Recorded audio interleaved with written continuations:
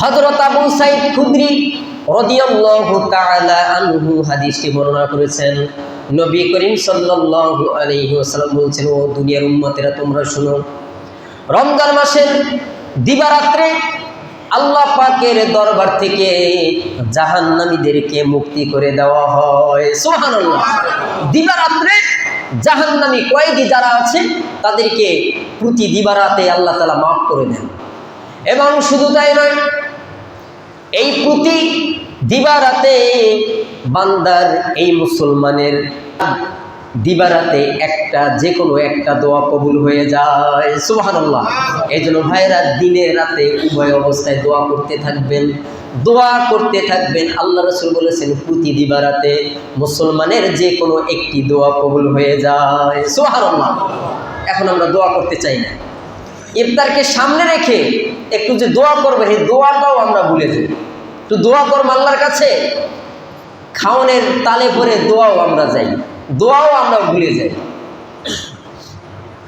ভাইয়ের আমার, বন্ধুরা আমার, আল্লাহ রাসূল বলেছেন তিন ব্যক্তির দোয়া কখনোই বৃথা যায় না। তিন ব্যক্তির দোয়া আল্লাহ রাব্বুল আলামিন সঙ্গে সঙ্গে কবুল করেন। তার মধ্যে এক নম্বরে হলো ইফতারের আগে রোজাদারের দোয়া। সুবহানাল্লাহ বলেন। ইফতারের পূর্বে রোজাদার যখন আল্লাহর কাছে প্রার্থনা করে, আল্লাহ পাক রব্বুল আলামিন সেই প্রার্থনা আল্লাহ তাআলা তার দরবারে কবুল করেন। নাম্বার 2, ন্যায়প্রাণ বাদশা যদি আল্লাহ পাকের কাছে দোয়া করে তবে আল্লাহ পাক রব্বুল আলামিন তার দোয়া মঞ্জুর করে নেন। সুবহানাল্লাহ বলেন। তৃতীয় নম্বরে হলো মাজলুম ব্যক্তি। ওই ব্যক্তি যদি আল্লাহ পাকের কাছে দোয়া করে সঙ্গে সঙ্গে কবুল হয়ে যায়। এই তিন ব্যক্তির দোয়া আল্লাহ পাক রব্বুল আলামিন কখনোই ফেরত দেন না, কবুল করেন। সুবহানাল্লাহ বলেন। আল্লাহ রাসূল বলেছেন তাদের দোয়া মেঘের উপর, আসমানে মেঘের উপরে উঠে হয়। আল্লাহ পাক রব্বুল আলামিন বলেন আমার ইজ্জতের কসম, আমি অবশ্যই এই বান্দা এই বান্দির তোমাদের দোয়াকে আমি কবুল করব। তোমাদের যে আশা এটা আমি আল্লাহ তাআলা পূরণ করব, যদিও কোনো কারণবশত মঙ্গলের জন্য কিছুটা বিলম্ব ঘটে। অনেক সময় দেখা যায় যে আপনি নিজে দোয়া করছেন, হয়তো দোয়া করতেছেন কিন্তু যেই উদ্দেশ্য করে করতেছেন কিন্তু হইতেছে না, তবে আল্লাহ তাআলা ওয়েটিং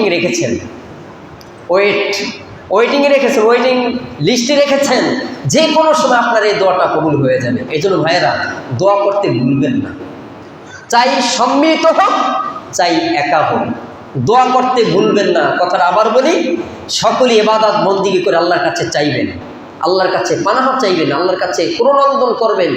জীবনে তো আমরা সবাই নিষ্পাপ, ঠিক কিনা? আমরা সবাই নিষ্পাপ না? আমরা কোনো গুনাহের কাজ করি নেই। কে? আমরা সবাই নিষ্পাপ, কোনো গুনাহের কাজ করি নেই। এই জন্য কারো দোয়ার দরকার নাই।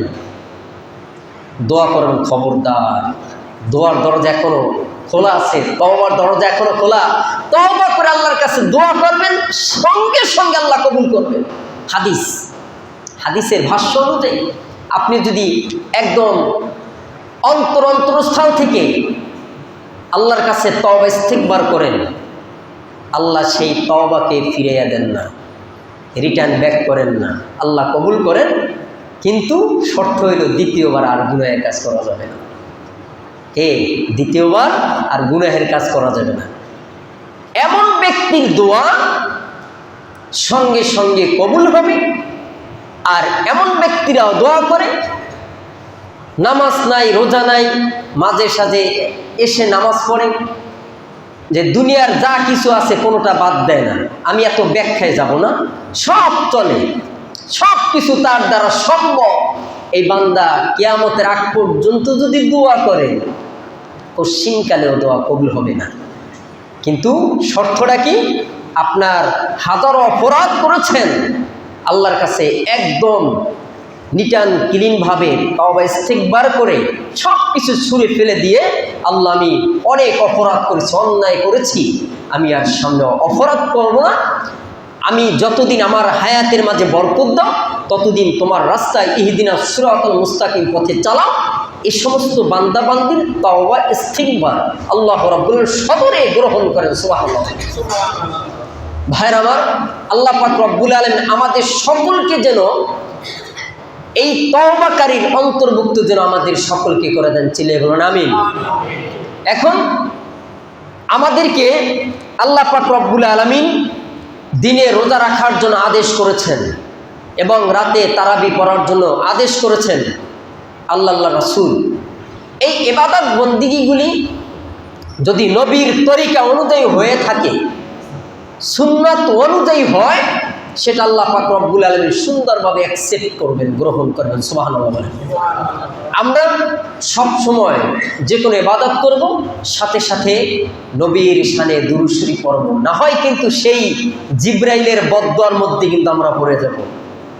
যাদের পিতামাতা আছে, একজন অথবা দুজন, বৃদ্ধ অবস্থায় আছেন, এই বৃদ্ধ অবস্থায় পৌঁছে গেছেন, তাদের খেদমত করে সেবা করে রাজি খুশি করাইয়া পিতামাতার পায়ের নিচে সন্তানের বেহেস, ঠিক কিনা?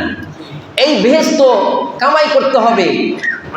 আপনার যখন কোনো সন্তান মাকে বাবাকে একটু মন দিয়ে একটু খেদমত করে, একটু ফল প্রোটিনে মায়ের মুখে অথবা বাবার মুখে একটু তুলে দিল, মা অথবা বাবা খুশি হয়ে গেল, আল্লাহ পাকের আরশও খুশি হয়ে যায়। সুবহানাল্লাহ। এই যারা এই সমস্ত কাজ করবে তারা আল্লাহ পাকের রহমতের মধ্যে থাকবে। আর পিতামাতা আছে, খোঁজ খবর নাই, আছে না? এমন কত সন্তান আছে পিতামাতা বৃদ্ধ অবস্থায় পৌঁছে গেছে, খোঁজ খবর রাখে না। মা কি অবস্থা আছে, পিতা কি অবস্থা আছে, সন্তান ভালো খায়, ভালো চলে, আরাম আয়েশের লজ্জতের সামগ্রীর অভাব নেই, কিন্তু পিতামাতা কষ্টে আছে। এই সমস্ত ছেলে সন্তানের জন্য ওই যে জিবরাইল বদদোয়া দিয়েছেন না, সেই বদদোয়ার অন্তর্ভুক্ত হয়ে যাবে। নাউজুবিল্লাহ। আল্লাহ পাক রব্বুল আলামিন এই জিবরাইলের যে 3টি বদদোয়া থেকে আমাদের সকলকে যেন পরিত্রাণ দান করেন। চিল্লায়ে বলুন আমিন।